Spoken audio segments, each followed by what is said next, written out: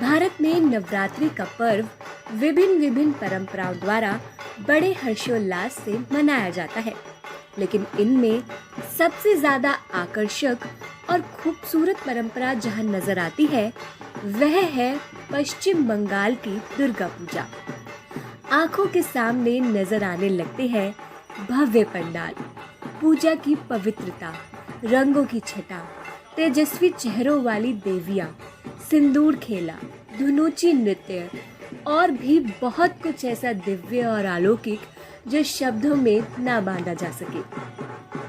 लेकिन प्रश्न यह उत्पन्न होता है कि बंगाल में दुर्गा पूजा का पर्व इतनी धूमधाम से क्यों मनाया जाता है? आखिर बंगाल में दुर्गा पूजा इतनी प्रसिद्ध क्यों है? दरअसल इसके पीछे बंगाल के लोगों की मान्यता है कि जिस प्रकार विवाह के पश्चात बेटी अपने मायके आती है, उसी प्रकार माँ दुर्गा इन 9 दिनों के लिए अपने मायके आती है।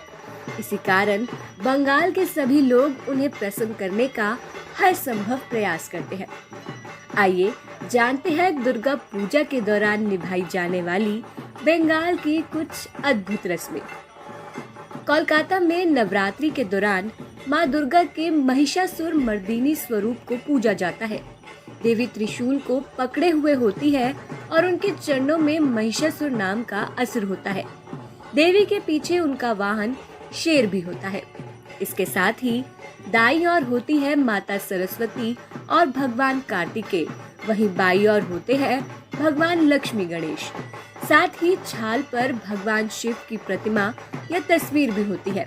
इस पूरी प्रस्तुति को चाला कहा जाता है।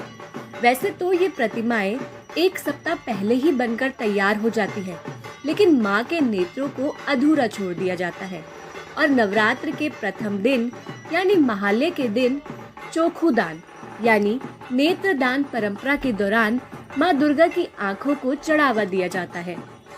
मान्यता है कि इसी दिन माँ दुर्गा धरती पर आती है। बंगाल में कोलाबो नाम की एक रस्म निभाई जाती है, जिसमें प्रातः काल के समय लोग माँ दुर्गा की प्रतिमा के सामने केले के एक छोटे पेड़ को साड़ी पहनाकर उसकी पूजा करते हैं। कोलकाता में अष्टमी के दिन अष्टमी पुष्पांजलि का त्योहार मनाया जाता है।